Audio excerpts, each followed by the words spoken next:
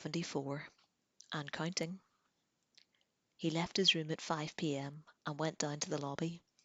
The desk clerk smiled brightly, probably looking forward to this evening's relief, or his evening relief. Afternoon, Mr. Springer, Richard smiled back. I seem to have struck oil, my man. 3 clients who seem receptive. They'll be occupying your excellent facility for an additional 2 days. May I pay in advance? Certainly, sir. Dollars changed hands. Still beaming, Richards went back up to his room. The hall was empty. Richards hung the Do Not Disturb sign back on the doorknob and quickly went to the fire stairs. Luck was with him, and he met no one. He went all the way to the ground floor and slipped out of the side entrance unobserved. The rain had stopped, but the clouds still hung and lowered uh, over Manhattan. The air smelled like a rancid battery. Richards walked briskly, discarding the limp to the Port Authority electric bus terminal. A man could still buy a ticket on a Greyhound without signing his name. Boston, he said to the bearded ticket vendor. 23 bucks, pal. Bus pulls out at 6:15 sharp. He passed over the money. It left him with something less than 3,000 new dollars, and he had an hour to kill. The terminal was chock full of people, many of them Fall Army, with their blue berets and blank, boyish, brutal faces. He bought a pervert mag, sat down, and propped it in front of his face. For the next hour he stared at it, turning a page occasionally and trying to avoid looking like a statue. When the bus rolled up to the pier, he shuffled toward the open doors and the rest of the nondescript assortment. Hey, hey you! Richard stared around. A security cop was approaching him on the run. He froze, unable to take flight.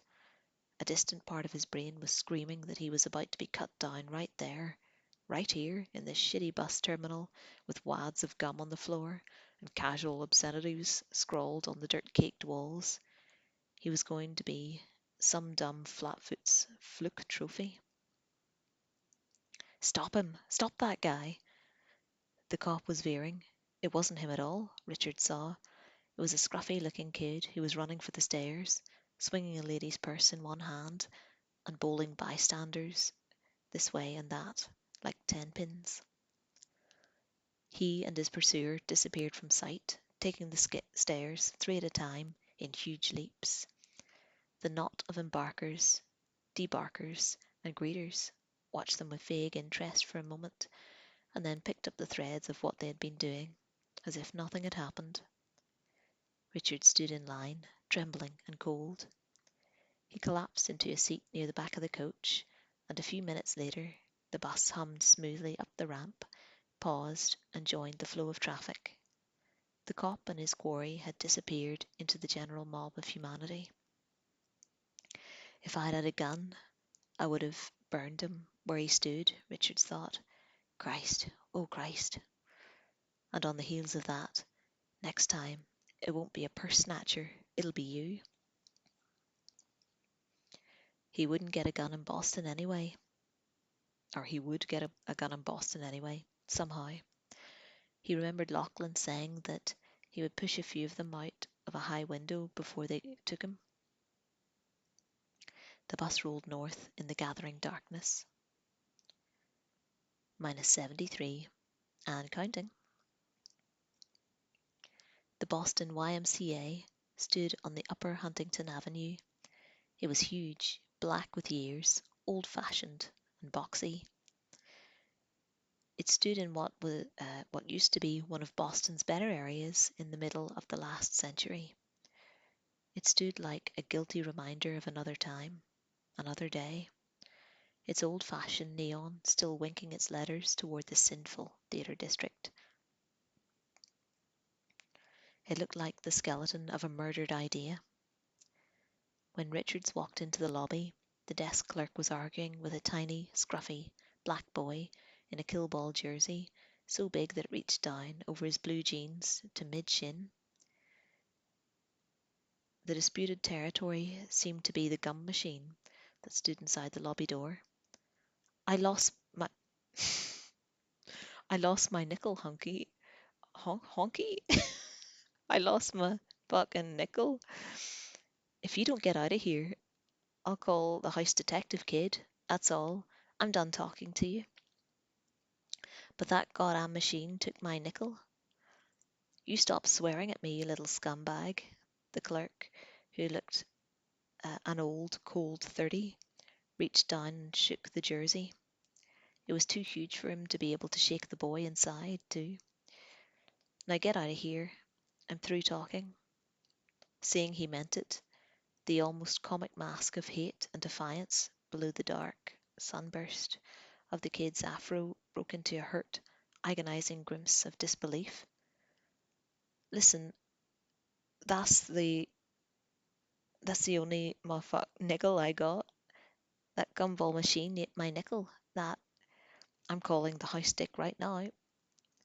The clerk turned toward the switchboard, his jacket, a refugee of some bargain counter, flapped tired around his thin butt. The boy kicked the plaxteel post of the gum machine, then ran. My fucking white honky son bitch. The clerk looked after him, the security button, real or mythical, unpressed. He smiled at Richards, showing an old keyboard with a few missing keys. You can't talk to neighbours anymore. I'm not reading that. He really lose a nickel? Richard asked, signing the register as John Deegan from Michigan. If he did, he stole it, the clerk said. Oh, I suppose he did. But if I give him a nickel, I, I, I'll have 200 of them in here by nightfall, claiming the same thing. Where do they learn that language? That's what I want to know. Don't their folks care what they do? How long you be staying, Mr. Deegan? I don't know. I'm in town on business. He tried on a greasy smile, and when it felt right, he widened it. The desk clerk recognized it instantly, perhaps from his own reflection, looking up at him from the depths of the fake marble counter, which had been polished by a million elbows, and gave it back to him. That's $15.50, Mr. Deegan. He pushed a key attached to a worn wooden tongue across the counter to Richards. Room 512. Thank you. Richards paid cash. Again, no ID. Thank God for the YMCA. He crossed to the elevators and looked down the corridor to the Christian lending library on the left. It was dimly lit with fly-speckled yellow globes, and an old man, wearing an overcoat and galoshes, pursuing a tract, turning the pages slowly and methodically with a trembling, wetted finger. Richards could hear the clogged whistle of his breathing from where he was by the elevators. It felt like a mixture of sorrow and horror. The elevator clunked to a stop, and the doors opened with wheezy reluctance. As he stepped in, the clerk said loudly, "That's a sin and a shame. I'd put, I'd put, I'd put them all in cages."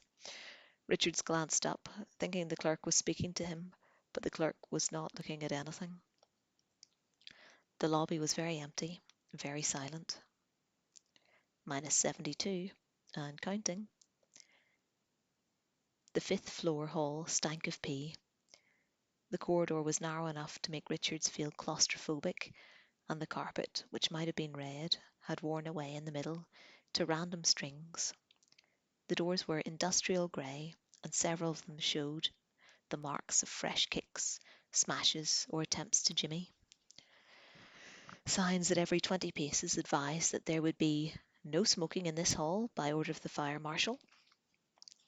There was a communal bathroom at the centre, and the urine stench became suddenly sharp. It was a smell Richards associated automatically with despair. People moved restlessly behind the grey doors, like animals in cages, animals too awful, too frightened to be seen. Someone was chanting what might have been a Hail Mary over and over in a drunken voice. Strange, gobbling noises came from behind another door. a country and western tune from behind another. I ain't got a buck for the phone, and I'm alone. Shuffling noises, the solitary squeak of bed springs that might mean a man in his own bed, sobbing, laughter, hysterical grunts of a drunken argument, and from behind these, silence and silence and silence. A man with a hideously shrunken chest walked past Richards without looking at him, carrying a bar of soap and a towel in one hand and grey pyjama bottoms tied with a string. He wore paper slippers on his feet. Richards unlocked his room and stepped in. There was a police bar on the inside, and he used it. There was a bed with almost white sheets in an army surplus blanket. There was a bureau from which the second drawer was missing. There was a picture of Jesus on one wall. There was a steel rod with two coat hangers, kitty-cornered in the right angle of the two walls. There was nothing else but the window, which was looking out onto blackness. It was 10:15. Richards hung up his jacket, slipped off his shoes, and lay on the bed. He realized how miserable and unknown and invulnerable he was in the world. The universe seemed to shriek and clatter and roar around him like a huge and indifferent jalopy rushing down the hill towards the lisp of a bottomless chasm. His lips began to tremble, and then he cried a little. He put on the tape. He lay looking at the ceiling, which was cracked into a million tiny scrawls, like a bad potter's glaze. They had been after him for over 8 hours now, and he'd earned $800 in stake money. Christ, not even out of the hole yet. And he missed himself on Freevey. Christ, yes, the bag over the head, spectacular. Where were they? Still in Harding? New York? Or on their way to Boston? No, they couldn't be on their way here, could they? The bus had not passed through any roadblocks. He had left the biggest city in the world anonymously, and he was here under an assumed name. They wouldn't be on to him. No way. The Boston Y might be safe for as long as 2 days. After that, he could move north toward New Hampshire and Vermont, or south towards Hartford and Philadelphia, or even Atlanta. Further east was the ocean, beyond it was Britain and Europe. It was an intriguing idea, but probably out of reach. Passage by plane required ID, what with France under martial law, and while stowing away might be possible, discovery would mean quick and final end to the whole thing. And west was out. West was where the heat was hottest. If you can't stand the heat, get out of the kitchen. Who had said that? Molly would know. He snickered and felt a little better. The disembodied sound of the radio came to his ears. It would be good to get the gun now, tonight, but he was too tired. The ride had tired him. Being a fugitive tired him, and he knew, in an animal way that went deeper than the rational, that very soon he might be sleeping in an October cold culvert or a weed and cider choked gully. The gun, tomorrow night. He turned off the light and went to bed. -71, and counting. It was showtime again. Richard stood with his buttocks towards the video recorder, humming the theme, music, The Running Man, a YMCA pillow slip over his head, turned inside out so that the name stamped on its hem wouldn't show. The camera had inspired Richards to uh, a kind of creative humour that he never would have believed he possessed. The self-image he had always held was that of a rather dour man with little to no humour in his outlook. The prospect of his approaching death had uncovered a solitary comedian hiding inside. When the clip popped out, he decided to save the second for afternoon. The solitary room was boring, and perhaps something else would occur to him. He dressed slowly, and then went to the window and looked out. Thursday morning traffic hustled and bustled up and down Huntington Avenue. Both sidewalks were crowded with slowly moving pedestrians. Some of them were scanning bright yellow help wanted facts. Some of them just walked. There was a cop, it seemed, on every corner. Richards could hear them in his mind. Move along, ain't you got some place to go? Pick it up, maggot. So you moved along to the next corner, which was just like the last corner, and were moved along again. You could try to get mad about it, but mostly your feet hurt too much. Richards debated the risk of going down the hall and showering. He finally decided it would be okay. He went down with a towel over his shoulder, met no one, and walked into the bathroom. Essence of urine, shit, puke, and disinfectant mingled. All the crapper doors had been yanked off, of course. Someone scrawled, "Fuck the network," in high or foot-high letters above the urinal. It looked as though he might have been angry when he did it. There was a pile of feces in one of the urinals. Someone must have been really drunk, Richards thought. A few sluggish autumn flies were crawling over it. He was not disgusted, a sight that was too common. But he was matter-of-fact glad that he had worn his shoes. He also had the shower room to himself. The floor was cracked porcelain, the walls gouged tile with thick runnels of decay near the bottom. He turned on the rust-clogged shower head, full hot, and waited patiently for 5 minutes until the water ran tepid, and then showered quickly. He used a scrap of soap that he'd found on the floor. The Y had either neglected to supply, or the chambermaid had walked off with his. On his way back to his room, the man with the hairlip gave him a tract. Richards tucked his shirt in, sat on his bed, and lit a cigarette. He was hungry, but he would wait until dusk to go out to eat. Boredom drove him to the window again. He counted different makes of cars: Fords, Chevys, Wints, VWs, Plymouths, Studebakers, Rambler Supremes. First one to 100 wins. A dull game, but better than no game. Further up Huntington Avenue was Northeast University, and directly across the street from the Y was a large automated bookshop. While he counted cars, Richards watched the students come and go.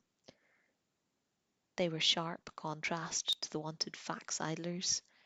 Their hair was shorter, and they all seemed to be wearing tartan jumpers, which was this year's Krampus craze. They walked through the milling ruck. I don't know what these words mean either.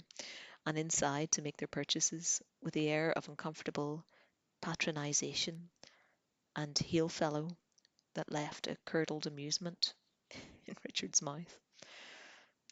The 5-minute spaces in front of the store filled and empty with sporty, flashy cars, often exotic in make. Most of them had college decals and black windows. Northeastern, MIT, Boston College, Harvard. Most of the news fax bums treated the sporty cars as part of the scenery, but a few looked at them with dumb and wretched longing. A Wint pulled out of the space directly in front of the store, and a Ford pulled in, settling to an inch above the pavement as the driver, a crew-cut fellow smoking a foot-long cigar, put it in idle. The car dipped slightly as the passenger, a dude in a brown and white hunting jacket, got out and zipped inside. Richard sighed. Counting cars was a very poor game. Fords were ahead of the nearest contender by a score of 78-40. The outcome was going to be as predictable as the next election. Someone pounded on the door, and Richard stiffened like a bolt. "Frankie, you in there? Frankie?" Richard said nothing, frozen with fear. He played a statue. You eat shit, Frankie baby. There was a chuckle of drunken laughter, and the footsteps moved on, pounding up into the next door. You in there, Frankie? Richard's heart slipped slowly down his throat, or down from his throat. The Ford was pulling out. Another Ford took its place. Number 79. Shit. The day slipped into afternoon, and it was 1 o'clock. Richards knew this by the ringing of various chimes in churches far away. Ironically, the man living by clock had no watch. He was playing a variation of the car game now. Fords worth 2 points. Uh, stood breakers 3. Wints 4. First one to 500 wins.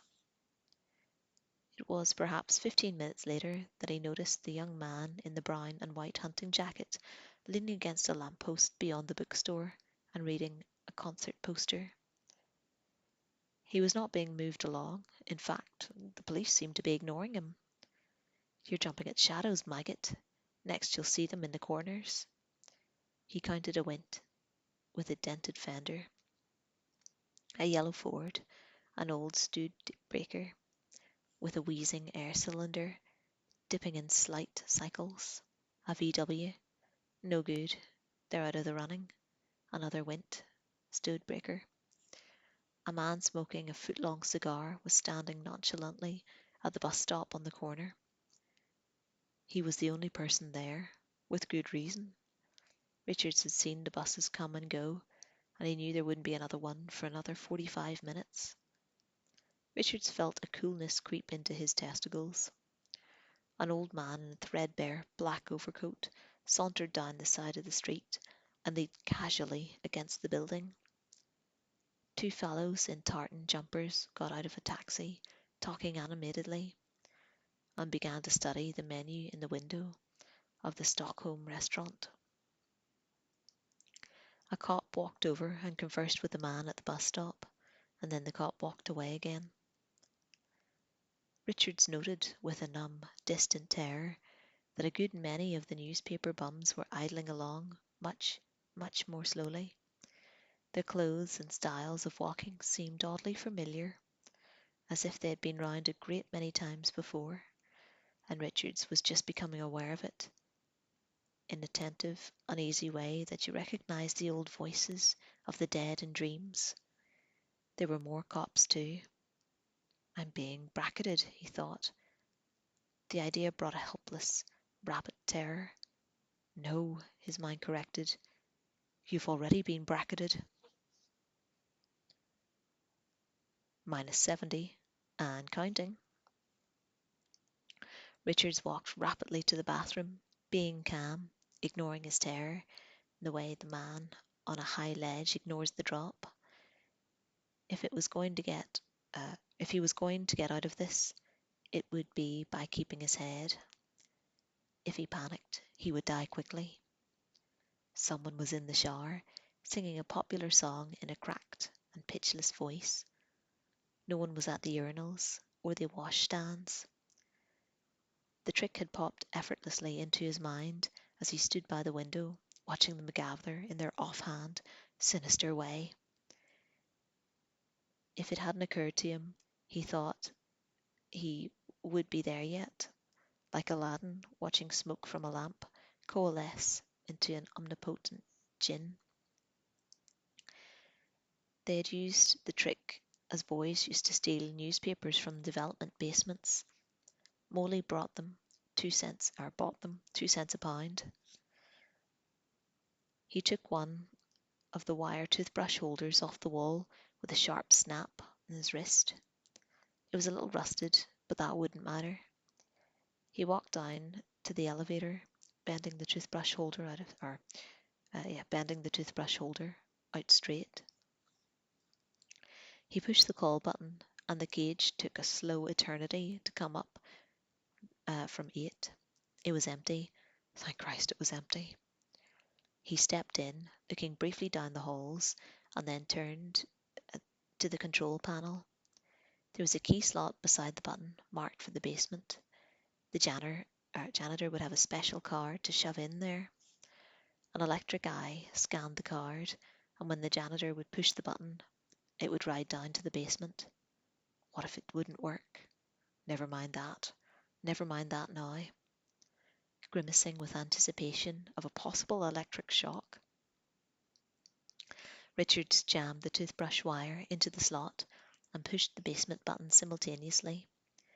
There was a noise from inside the control panel that sounded like a brief electric curse. There was a light, a tingling jolt up his arm.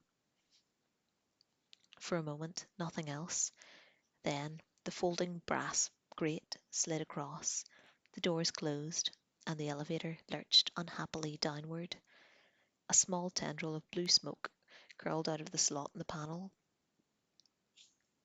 Richard stood away from the elevator door and watched the numbers flash backwards.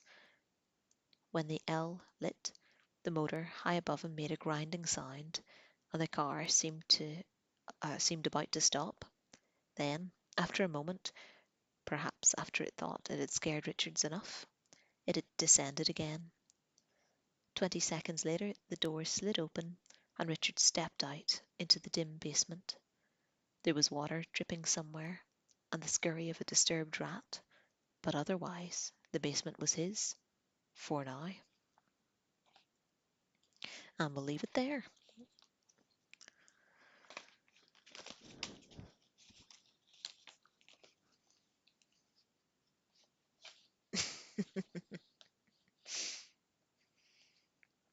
They got these bots pushy, don't they?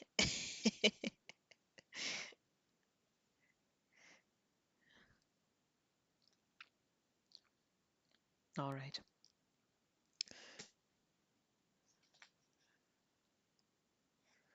That was good. How long do we have left? We started at 100, didn't we? We're on 70. Do you know what's a longer book than I thought? We should try to do a bit more of it at a time, uh, rather than just 5 at a time. Well, see how I feel. Um, I'm not going to do the other two. Oh my goodness, that was a firework. In Northern Ireland, you never know. You got to be, you got to be worried about these random explosions. Um, um, and I'll do them during the week. I'll get them uploaded, and thank you for listening. I'll see you soon.